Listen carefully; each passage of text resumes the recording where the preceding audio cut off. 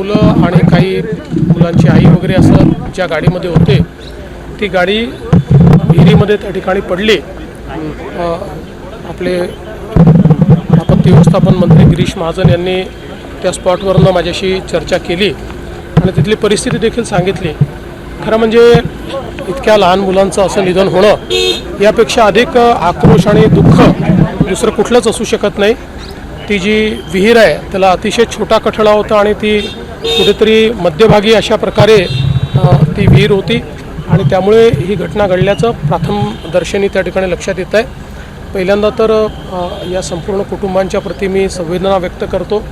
आपण त्या कुटुंबांना मदत देखील घोषित केलेली आहे, पण त्यासोबत आपण एक अशा पद्धतीनं देखील सूचना दिलेल्या आहेत की रस्त्याच्या मध्ये अशा प्रकारच्या विहिरी ज्या आहेत किंवा असं कुठे जिथे रहदारी आहे अशा ठिकाणी तर तात्काळ त्याचं एक प्रकारे ऑडिट करून आणि त्याला त्याची तिथे आवश्यकता आहे का किंवा त्याला काय उपाययोजना करता येतील।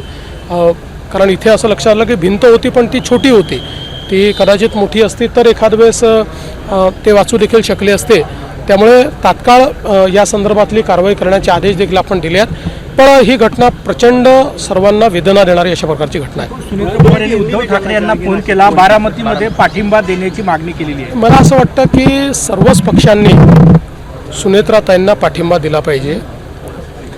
माझी अशी सर्वांना विनंती असेल की ही पोटनिवडणूक बिनविरोध झाली तर महाराष्ट्राला साजेशी अशा पद्धतीनं ही परिस्थिती होईल।